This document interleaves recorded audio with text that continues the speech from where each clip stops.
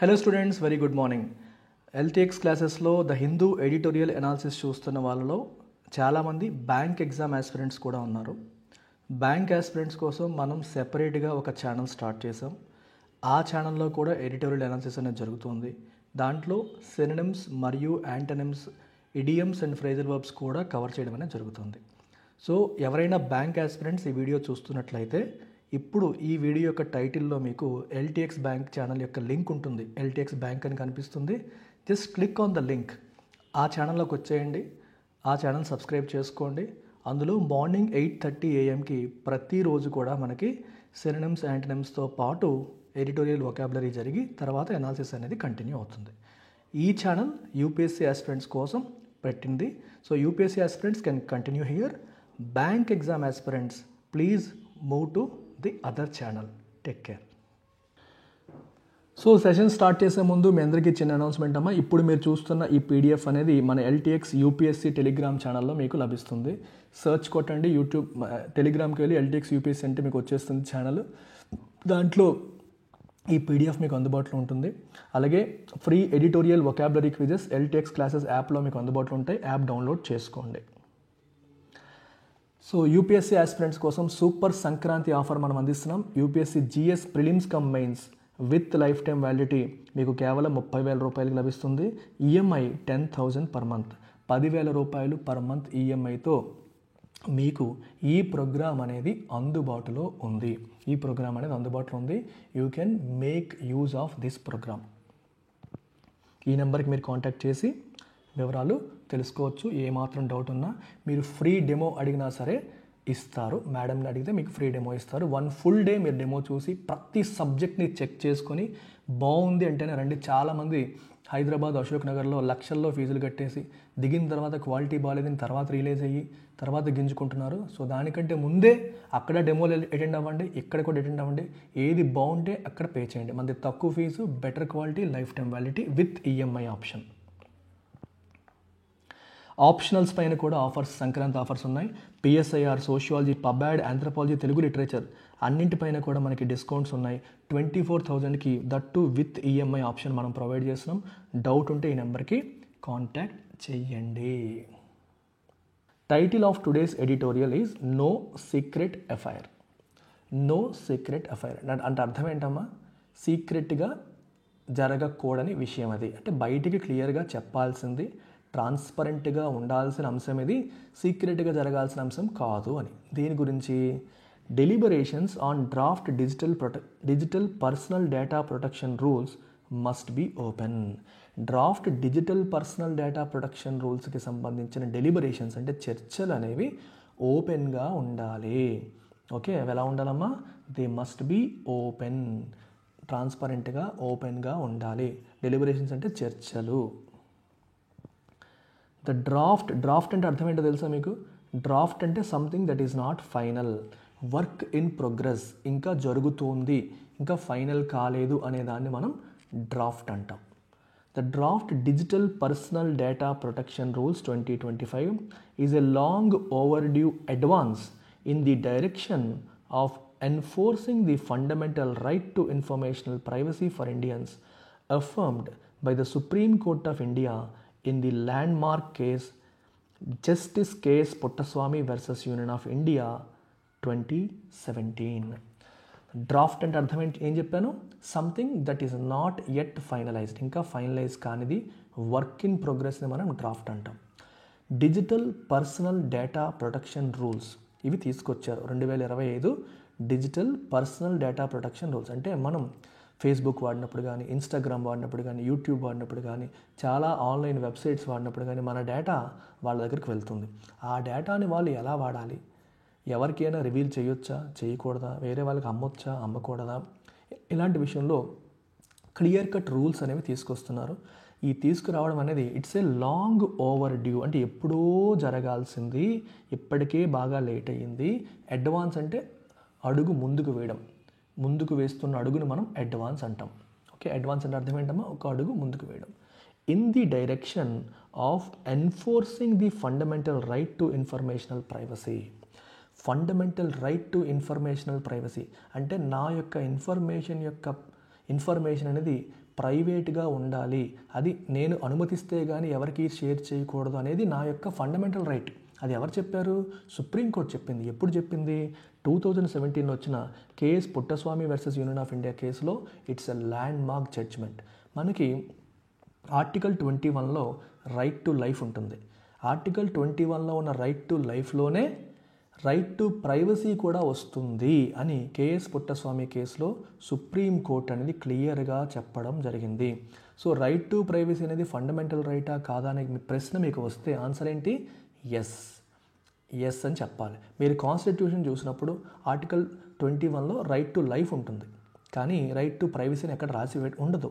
కానీ right to life డెఫినిషన్లోకే right to privacy కూడా వస్తుంది అని సుప్రీంకోర్టు ఈ కేసులో చెప్పింది. కాబట్టి రైట్ టు ప్రైవసీ ఫండమెంటల్ రైటా కాదంటే అబ్సల్యూట్లీ ఫండమెంటల్ రైటే. అందులో ఏం చెప్పారు? నీ యొక్క ఇన్ఫర్మేషన్ ప్రైవసీ అనేది నీ హక్కు.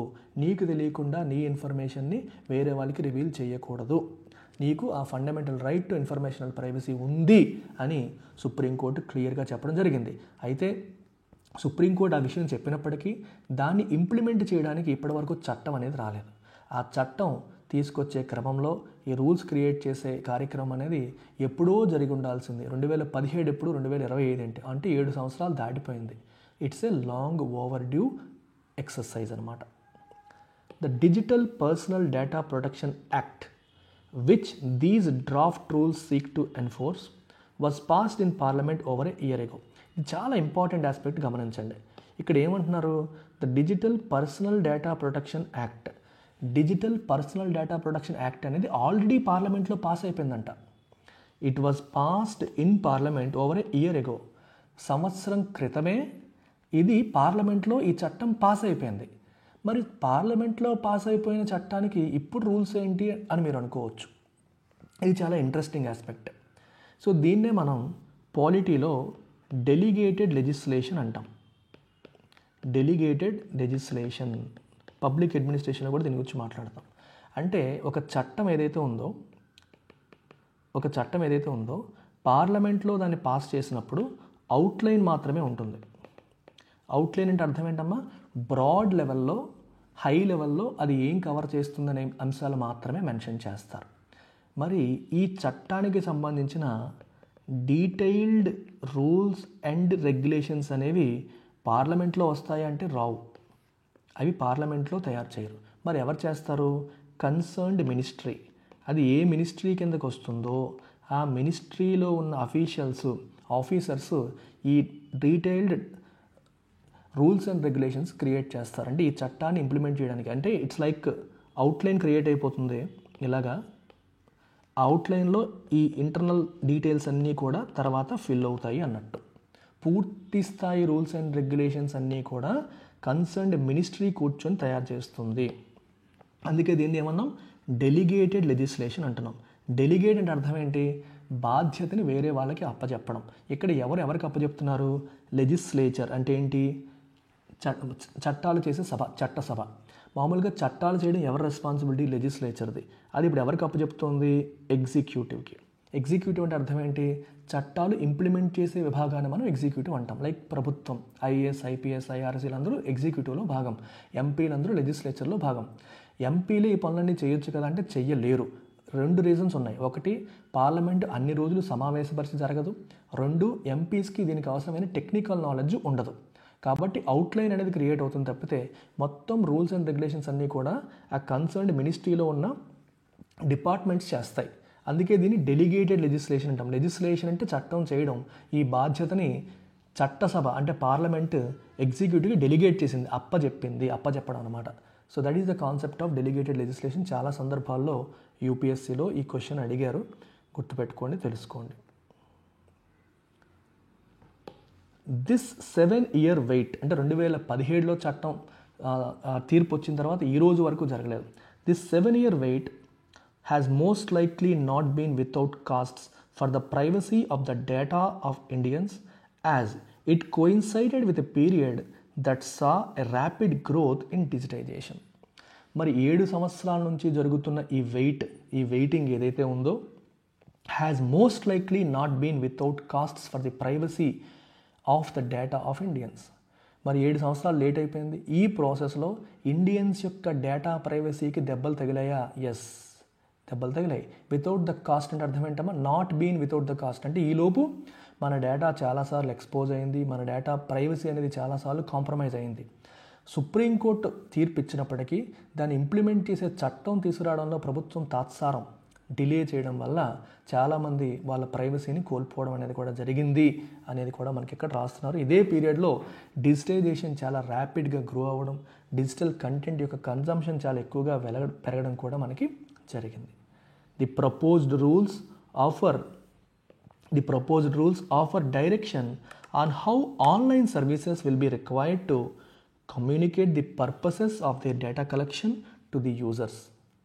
ఇక్కడ ఈ చట్టంలో ప్రపోజ్ చేసిన రూల్స్ ఏవైతే ఉన్నాయో ఈ రూల్స్ ఏం చెప్తున్నాయి? ది ఆఫర్ డైరెక్షన్, ఒక దారి చూపిస్తున్నాయి.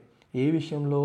On how online services will be required to, online services అనేవి విల్ బి రిక్వైర్డ్ టు ఏం చేయాలి? To communicate the purposes of their data collection. వాళ్ళు డేటాని ఎందుకు కలెక్ట్ చేస్తున్నారు, దాని పర్పస్ ఏంటి అని యూజర్స్కి తెలియజెప్పాలి. యూజర్స్కి వాళ్ళు తెలియజెప్పాలి అనేది కూడా క్లియర్గా చెప్తున్నారు. Safeguard children's data online, పిల్లల విషయాలు డేటా అనేది ఆన్లైన్లో ప్రొటెక్ట్ చేయాలి. Establish the data protection board of India, data protection board of India అనే దాన్ని ఎస్టాబ్లిష్ చేయాలి అని కూడా రాశారు. ఇప్పుడు మీకు ఒక క్వశ్చన్, ఒకవేళ ఈ డేటా ప్రొటెక్షన్ బోర్డ్ ఆఫ్ ఇండియాని మనం ఎస్టాబ్లిష్ చేస్తే దాన్ని ఏమని పిలుస్తాము? మీకు options: executive body, statutory body లేదా constitutional body. What do we call it? ఇలా డేటా ప్రొటెక్షన్ బోర్డ్ ఆఫ్ ఇండియాని మనం ఎస్టాబ్లిష్ చేస్తే అది ఎగ్జిక్యూటివ్ బాడీ అవుతుందా, స్టాట్యూటరీ బాడీ అవుతుందా, కాన్స్టిట్యూషనల్ బాడీ అవుతుందా? The answer is statutory body. ఎందుకని? అది ఒక చట్టం ఆధారంగా ఏర్పాటు చేయబడుతుంది. ఏంటా చట్టం? Digital protection. సో దీనికి సంబంధించిన చట్టం వచ్చింది.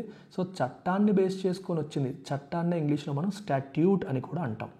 స్టాట్యూట్ అంటే ఒక లా, ఒక యాక్ట్ అనే మీనింగ్ కూడా ఉంది. అందుకే స్టాట్యూటరీ అంటే బేస్డ్ ఆన్ ఎ స్టాట్యూట్, చట్టం ఆధారంగా అని అర్థం. అర్థమవుతుందమ్మా? అది గుర్తుపెట్టుకోండి. సో ఇక్కడ స్టాట్యూటరీ అనే మీనింగ్ మనం తీసుకుంటే అది స్టాట్యూటరీ బాడీ అవుతుంది. అదే కాన్స్టిట్యూషన్లో చెప్పిన దాన్ని బేస్ చేసుకొని ఏర్పాటు చేస్తే లైక్ ఎలక్షన్స్ కండక్ట్ చేయడానికి ఎలక్షన్ కమిషన్ అనేది ఉండాలని చెప్పి రాశారు. So election commission of India is a constitutional body. సిమిలర్గా జిఎస్టీ రిలేటెడ్ అంశాల కోసం జిఎస్టీ కౌన్సిల్ ఉండాలని చెప్పింది కాన్స్టిట్యూషన్, అది కూడా constitutional body. Finance commission is a constitutional body. రాజ్యాంగంలో వాటి గురించి మెన్షన్ చేస్తే కాన్స్టిట్యూషనల్ బాడీ అవుతుంది. చట్టంలో చేస్తే like RBI, reserve bank of India statutory బాడీయా, కాన్స్టిట్యూషనల్ బాడీ అంటే ఆన్సర్ ఏంటి? స్టాట్యూటరీ బాడీ, ఎందుకంటే ఆర్బీఐ యాక్ట్ ప్రకారం వచ్చింది. సెబీ స్టాట్యూటరీ బాడీ, ఎందుకు? సెబీ యాక్ట్ ప్రకారం వచ్చింది. సో డిపిబిఐ ఎస్టాబ్లిష్ చేయాలి. Set the standards for government agencies to follow to be exempt from the act's provisions. ఈ చట్టం యొక్క ప్రావిజన్స్ నుంచి ఒకవేళ ఎగ్జంప్షన్ ఎవరైనా గవర్నమెంట్ ఏజెన్సీస్కి కావాలంటే దానికి అవసరమైన స్టాండర్డ్స్ని కూడా సెట్ చేయడం. And spell out the procedures to be observed if personal data is breached by a data fiduciary. And personal data అనేది డేటా ఫిడ్యూషియరీ బ్రీచ్ చేస్తే, ఫిడ్యూషియరీ అంటే అర్థం ఏంటి? ఒక trustee. Fiduciary is nothing but a trustee. అంటే ఎవరిని నమ్మి నీ డేటాని నువ్వు ఇస్తున్నావో, ఎవరు నీ డేటాని ప్రొటెక్ట్ చేయాల్సిన ఆబ్లిగేషన్ కలిగి ఉన్నారో వాళ్ళు ఫిడ్యూషియరీ. ఫర్ ఎగ్జాంపుల్ ఇన్స్టాగ్రామ్లో నీ డేటా ఉంది. So Instagram is a fiduciary. Instagram is not suppose to నీకు తెలియకుండా నీ డేటాని వాడకూడదు. గవర్నమెంట్ ఏదైతే రూల్స్ పెడుతుందో ఆ రూల్స్ని ఫాలో అవ్వాలని అర్థం. సో అది బ్రీచ్ చేయకూడదు. బ్రీచ్ అంటే ఏంటి? వైలేట్ చేయకుండా ఏ ప్రొసీజర్స్ ఫాలో అవ్వాలని కూడా స్పెల్ అవుట్ అంటే ఎక్స్ప్లెయిన్ క్లియర్లీ, అవన్నీ కూడా క్లియర్గా ఎక్స్ప్లెయిన్ చేస్తుంది. The concerns regarding the proposed DPBI's institutional design have not been resolved by these proposed rules. ఇప్పుడు ఈ డిపిబిఐ ఇప్పుడే మాట్లాడుకున్నాం, digital protection board of India. మీరు పారాజంబుల్స్ చేసేటప్పుడు ఇది గుర్తుపెట్టుకోండి. ఎప్పుడైనా సరే ఇలా ఏదైనా ఒక యాక్రోనిమ్ డిపిబిఐ అనేది మనం ఇంట్రడ్యూస్ చేసినప్పుడు ఫుల్ ఫామ్లో ఇంట్రడ్యూస్ చేయాలి. అంటే digital protection board of India అని పెట్టేసి బ్రాకెట్లో డిపిబిఐ అని రాసినప్పుడు అదే రీడింగ్ కాంప్రహెన్షన్, అదే ప్యాసేజ్లో పారాగ్రాఫ్లో ఇంకోసారి దాన్ని రెఫర్ చేసేటప్పుడు ఫుల్ నేమ్తో పిలవరు, ఓన్లీ డిపిబిఏ అనేస్తారు.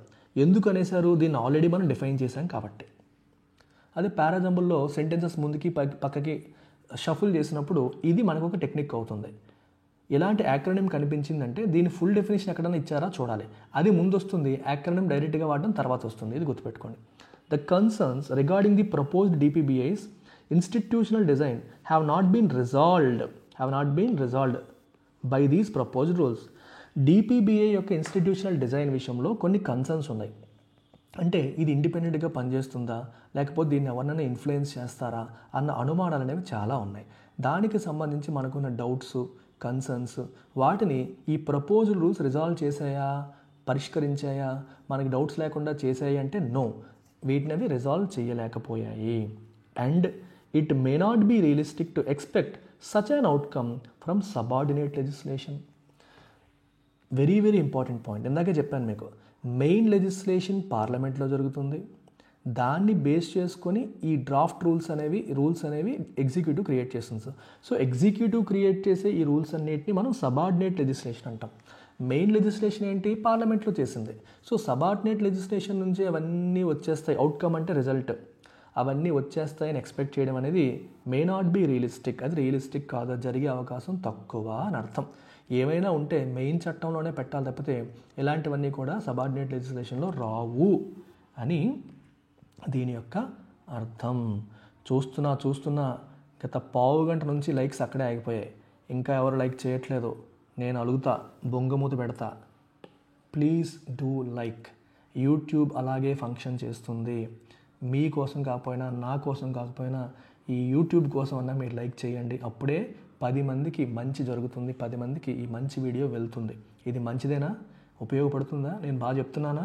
మీకు మనసుకు అనిపిస్తేనే ఖచ్చితంగా నలుగురికి షేర్ చేయాలన్నా, ఏం చేయాలన్నా, యూట్యూబ్ దీన్ని పుష్ చేయాలన్నా మీరు లైక్ చేయాలి. మర్చిపోకుండా ఇమీడియట్గా, ఇంకా ఎవరెవరు లైక్ చేయలేదో ఇమ్మీడియట్గా లైక్ చేయండి. It is regrettable that the government continues to cloak the rule-making process of a critical policy such as this in secrecy. Regrettable అంటే అర్థం ఏంటమ్మా? కొంచెం బాధ కలిగేలాంటిది. ఏదో తప్పు చేస్తే మనం రిగ్రెట్ ఫీల్ అవుతాం అంటే పశ్చాత్తాప పడదగిన అని అర్థం, అంటే తప్పు లాంటిది అని అర్థం. Something that is not done properly అని అర్థం. గవర్నమెంట్ ఏం చేస్తుంది? ఈ రూల్ మేకింగ్ ప్రాసెస్ని ఇప్పటికీ కూడా క్లోక్ చేస్తుంది. క్లోక్ అంటే ఏంటి? హైడ్ చేస్తుంది, కన్సీల్ చేస్తుంది, ఒక ముసుగులో ఉంచుతుంది.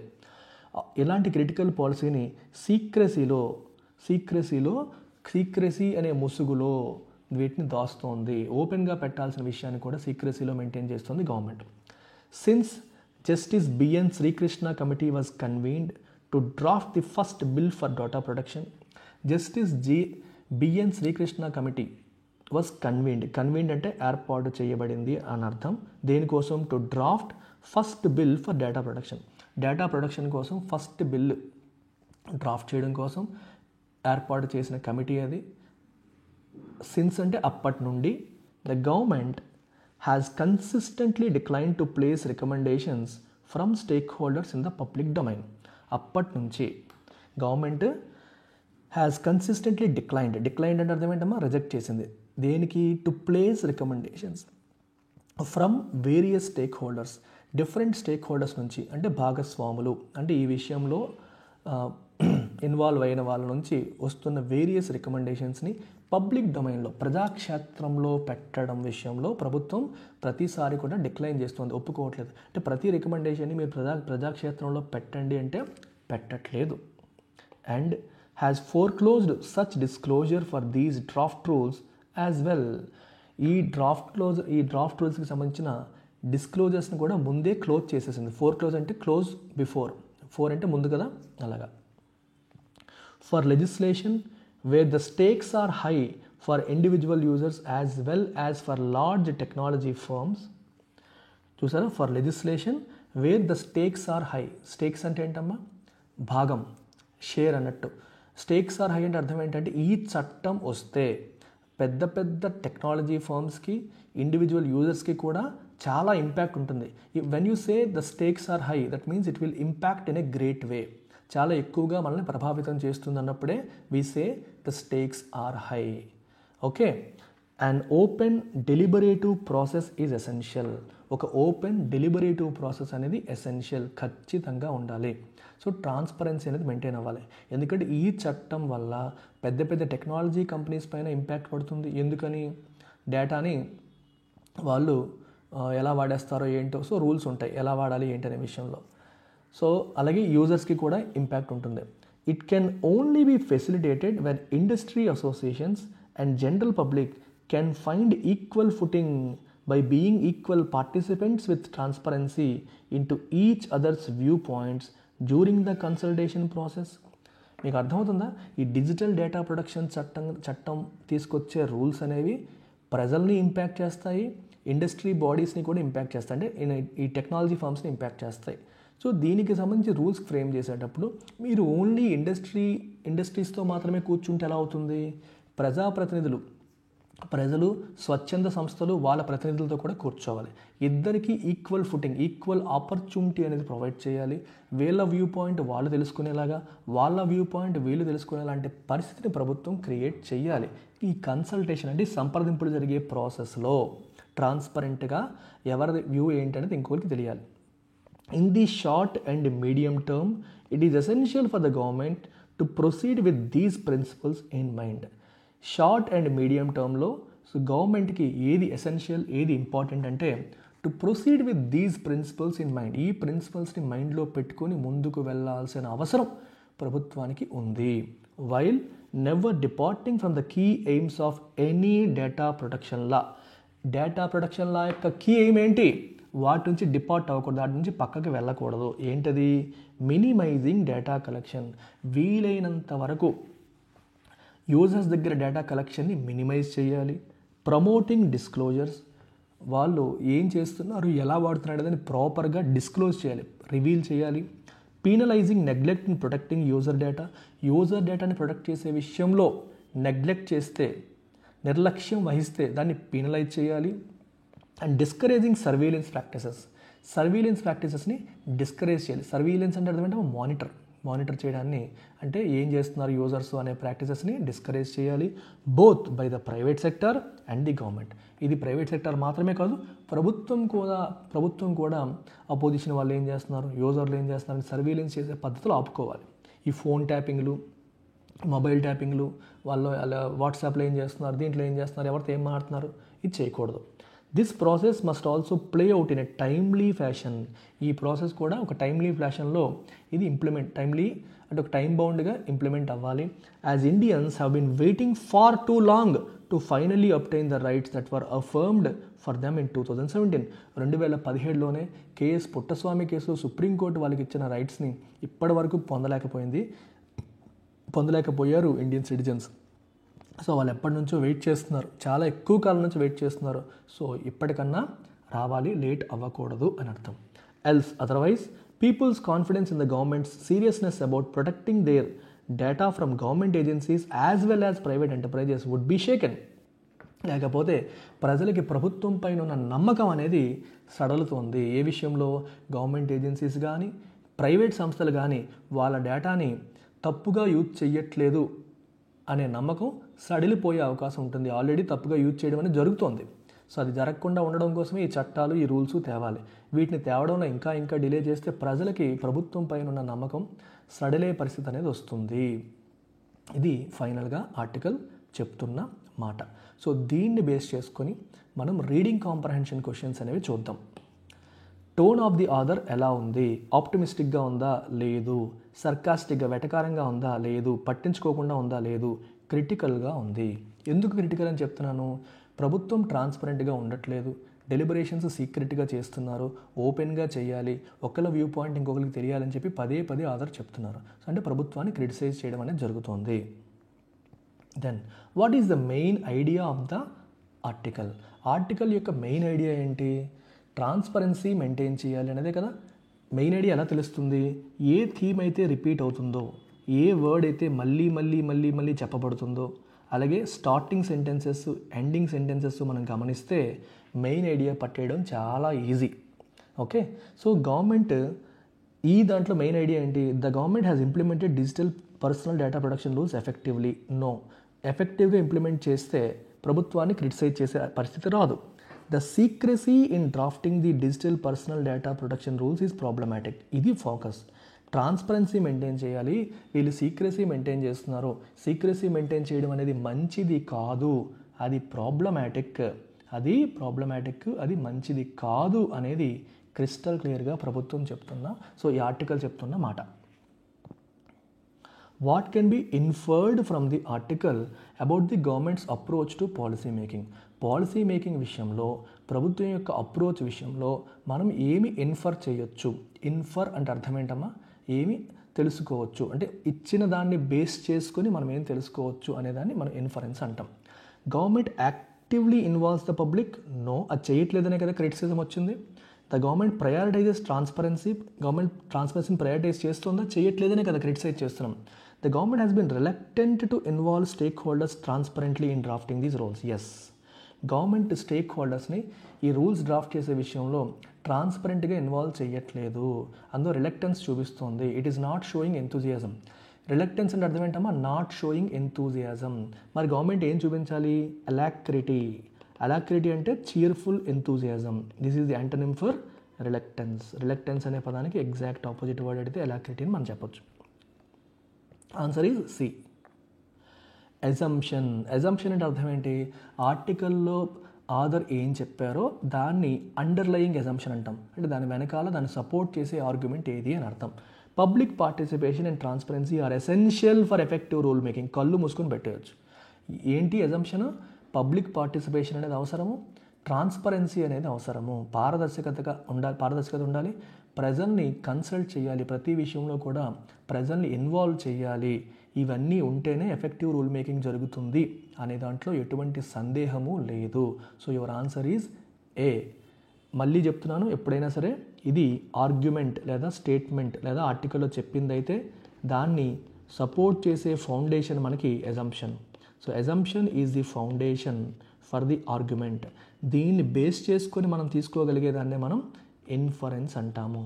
ఇన్ఫరెన్స్ అనేది ఇచ్చిన దాన్ని బేస్ చేసుకొని మనం వాట్ కెన్ బి డెడ్యూస్డ్ అనేది inference. Assumption supports the argument, inference is the deduction from the argument. అది గుర్తుపెట్టుకోండి. According to the article which of the following is not a concern about the draft rules? Draft rules విషయంలో ఏది concern కాదు? Institutional design of data protection bill board of DPBI కన్సర్నే. ఎందుకు? అది ఇండిపెండెంటా dependent అనే విషయంలో కన్సర్న్స్ ఉన్నాయి. సో ఏది కన్సర్న్ కాదన్నారు కాబట్టి ఇది ఆన్సర్ కాదు. The lack of timely implementation of these rules, ఇది కూడా కన్సర్న్, టైమ్లీ ఫ్యాషన్లో చెయ్యాలి అంటున్నారు. The clarity of procedures for penalising data breaches, the exemption of government agencies from some provisions of the act.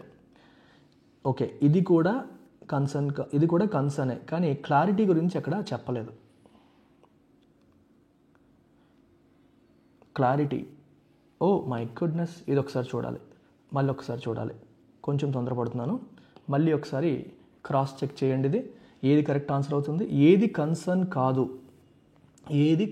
కాదు. సో ఇది నేను మీకు ఎక్సర్సైజ్గా ఇచ్చేస్తాను. మీరు ఒకసారి ప్యాసేజ్ మళ్ళీ చూడండి. ప్యాసేజ్ ఇచ్చిన దాని ప్రకారమే పెట్టేది కాబట్టి ఏది కన్సర్న్ కాదు, ఈ 4 ఏది కన్సర్న్ కాదు అంటే ఏది కన్సర్న్ అని మెన్షన్ చేయలేదు. మీరు ఒకసారి వెతికి మీరు ఆన్సర్ పెట్టండి. This is your homework. 5 బ్రాకెట్లో ఆన్సర్ పెట్టండి. ఎందుకంటే 4 కన్సర్న్స్ లాగే కనిపిస్తున్నాయి, బట్ ఏదో ఒకటి మెన్షన్ చేయలేదు. సో ఒకసారి వెనక్కి వెళ్ళి మీరు చూసి మీరు పెట్టండి. Which of the following is highlighted as a critical aim of any data protection law? Data protection లాకి క్రిటికల్ ఎయిమ్గా దేన్ని మెన్షన్ చేశారు? ఎంకరేజింగ్ సర్వీలెన్స్ ఎంకరేజ్ చేయకుండా డిస్కరేజ్ చేయాలి. Minimising data protection, yes, data protection minimise చేయాలని చెప్పి రాశారు. డిజిటల్ ప్లాట్ఫామ్స్ తీసేయమని చెప్పలేదు, డిజిటైజేషన్ ప్రివెంట్ చేయమని చెప్పలేదు. డేటా కలెక్షన్ని మినిమైజ్ చేయడం అనేది మెయిన్ ఎయిమ్ అని చెప్పడం అనేది జరిగింది. డెలిబరేషన్ అనే పదానికి క్లోజెస్ట్ మీనింగ్ ఏది?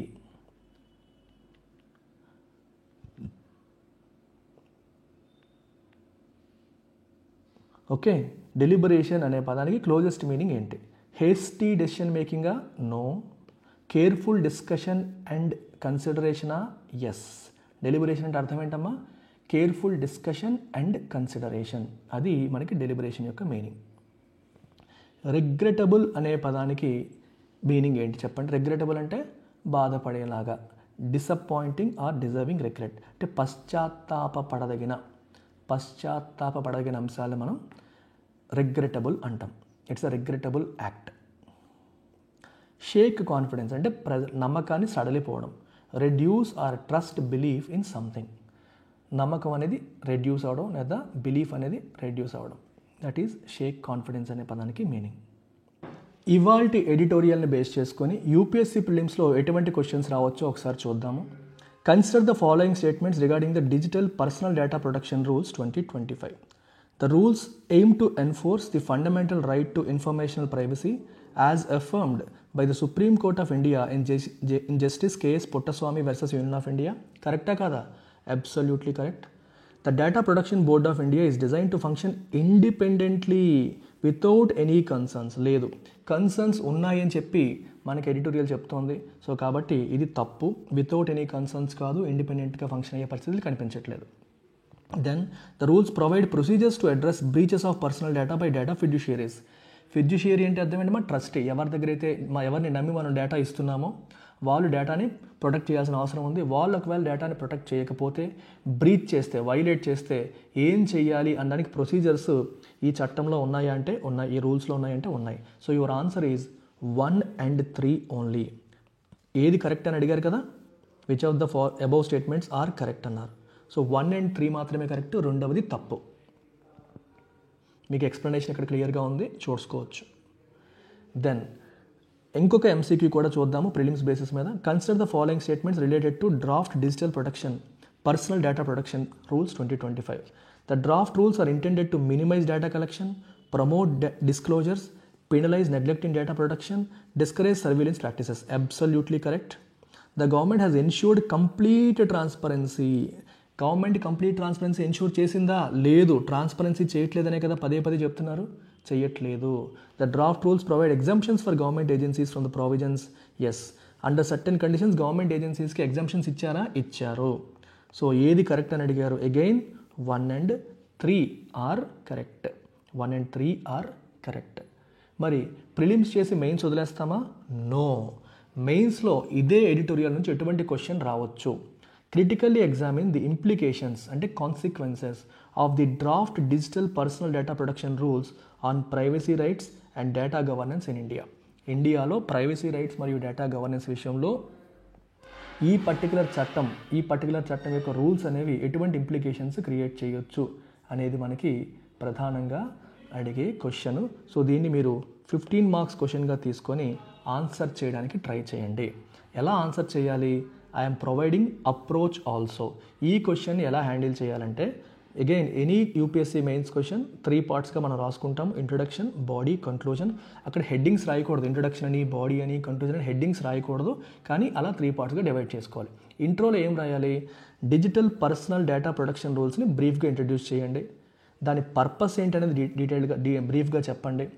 ఏంటి మెయిన్గా ఇన్ఫర్మేషనల్ ప్రైవసీని సుప్రీంకోర్టు రికగ్నైజ్ చేసినట్టు, కేఎస్ పుట్టస్వామి కేసులో సుప్రీంకోర్టు రికగ్నైజ్ చేసిన ఇన్ఫర్మేషనల్ ప్రైవసీని ఎన్ఫోర్స్ చేయడానికి తీసుకొచ్చిన చట్టం ఇది అని చెప్పి బ్రీఫ్గా ఇంట్రడక్షన్ ఇవ్వండి. బాడీలో దాని యొక్క పాజిటివ్ ఇంప్లికేషన్స్, ప్రైవసీకి దానివల్ల ఎటువంటి ప్లస్లు ఉంటాయో చెప్పండి. అయితే కన్సర్న్స్ కూడా మెన్షన్ చేయాలి. ల్యాక్ ఆఫ్ ట్రాన్స్పరెన్సీ అనేది ఉంది, దట్ కూడా క్రిటికల్లీ ఎగ్జామిన్ అన్నారు కాబట్టి నెగిటివ్ ఆస్పెక్ట్స్ ఎక్కువగా టచ్ చేయాలి. గవర్నమెంట్ ఏజెన్సీస్కి ఎగ్జంప్షన్స్ ఇచ్చారు, దానివల్ల ఎఫెక్టివ్నెస్ తగ్గొచ్చు. ఈ పాయింట్స్ అన్నీ జస్ట్ 1 or 2 పాజిటివ్ రాసి నెగిటివ్ పాయింట్స్ అన్నీ కూడా మెన్షన్ చేయండి. అండ్ కన్క్లూజన్లో ఇలాంటి చట్టాలు సక్సెస్ అవ్వాలంటే greater transparency, accountability and periodic review అనేవి అవసరం అనేదాన్ని నొక్కి చెప్పి, ఓకే, ట్రస్ట్ అనేది అండర్మైన్ చేయకుండా ప్రైవసీని ప్రొటెక్ట్ చేసేలాగా రూల్స్ని మనం మెయింటైన్ చేయాలి అని చెప్పి మీరు ప్రాపర్గా కన్క్లూడ్ చేయొచ్చు. రైట్? ఈ అప్రోచ్ని ఫాలో అయ్యి మీరు ఆన్సర్ రాయొచ్చు. అయితే మీరు అడుగుతారు, సో ఒకవేళ మేము ఆన్సర్స్ రాస్తే ఎవరు కరెక్ట్ చేస్తారు, ఎలా కరెక్ట్ చేస్తారు, డైలీ ఎలా క్వశ్చన్స్ ఇస్తారా అంటే, we have a course called the ultimate editorial based answer writing course for UPSC. This is handled by Jagadish sir. ఈయన 4 times యూపీఎస్సీ మెయిన్స్ రాశారు, 3 సార్లు ఇంటర్వ్యూకి కూడా వెళ్ళారు. సార్ మీకు ప్రతిరోజు ఎడిటోరియల్ బేసిస్ మీద ఒక క్వశ్చన్ ఇస్తారు. ఇప్పుడు నేను ఎలా ఇచ్చానో అలాంటి క్వశ్చన్ మీకు వస్తుంది. పేపర్ ఎవాల్యుయేషన్ చేస్తారు, ఫీడ్బ్యాక్ ఇస్తారు, and he also provides model answer. దీని ఫీజు 4,800 రూపాయలు మాత్రమే. ఈ కోర్స్ని మీరు 4,800 రూపీస్తో మీరు పొందవచ్చు. డీటెయిల్స్ కోసం ఈ నెంబర్కి మీరు కాంటాక్ట్ చేయండి. ప్రతిరోజు కూడా మీకు ఎడిటోరియల్ మీద క్వశ్చన్ వస్తుంది. ఎడిటోరియల్ మనం చదివేటప్పుడు యూపీఎస్సీ పాయింట్ ఆఫ్ వ్యూలో దాన్ని అన్వయించుకుంటేనే ఉపయోగం. యూపీఎస్సీ పాయింట్ ఆఫ్ వ్యూలో అన్వయించుకోకపోతే ఎడిటోరియల్ మనకు ఉపయోగం ఏముంది? సో దాంట్లో ఇంపార్టెంట్ ఆస్పెక్ట్స్ ఏంటి, క్వశ్చన్ ఎలా రావచ్చు, దాన్ని మనం ఎలా హ్యాండిల్ చేయాలనేది ఈ కోర్సులో భాగంగా మీకు తెలుస్తుంది. అలాగే యూపీఎస్సీ ఆస్పిరెంట్స్ పర్సనల్ మెంటర్షిప్ అనేది కోరుకుంటే 1-on-1 గైడెన్స్, ఓకే, ప్రతిరోజు కూడా మీరు నాతో మాట్లాడవచ్చు. నా వాట్సాప్ నెంబర్ మీ దగ్గర ఉంటుంది, నా ఫోన్ నెంబర్ మీ దగ్గర ఉంటుంది. మీరు నాతో వాట్సాప్లోను ఫోన్లోనూ మాట్లాడడానికి ఆస్కారం ఉంటుంది. ప్రిపరేషన్ సరైన దారిలో వెళ్తుందా లేదా, ఏమైనా డౌట్స్ ఉన్నాయా, మీరు ట్రాక్ తప్పుతున్నారా, ప్రతిదీ మీరు నన్ను అడిగి క్లారిఫై చేసుకోవచ్చు.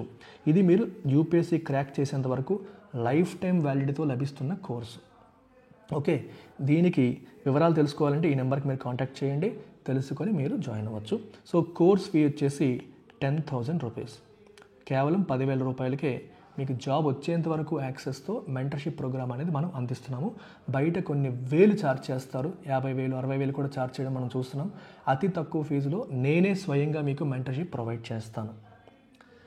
దెన్ ఈ వారం ప్రతి వారం కూడా offer of the week maintain చేస్తున్నాము. 7th January వరకు, అంటే రేపటి వరకు ఈ ఆఫర్ అనేది ఉంది. ఏంటది? CSAT infinity. సో CSATకి అవసరమైన కంప్లీట్ కంటెంట్ అంతా మీకు లైఫ్ టైం వ్యాలిడిటీతో, రెగ్యులర్ ఫీ 8,000 అయితే మీకు 50% డిస్కౌంట్తో 4,000 రూపాయలకే లభిస్తుంది.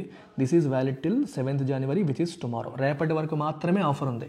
ఇంట్రెస్ట్ ఉన్న వాళ్ళు రేపటి వరకు వెయిట్ చేయకుండా ఈ రోజే పే చేసేసి ఈ కోర్సులోకి వచ్చేయండి. మన యాప్ డౌన్లోడ్ చేసుకొని డైరెక్ట్గా పర్చేస్ చేయొచ్చు, లేదా ఈ నెంబర్కి కాంటాక్ట్ చేసి మీరు వివరాలు తెలుసుకోవచ్చు. Take care, bye.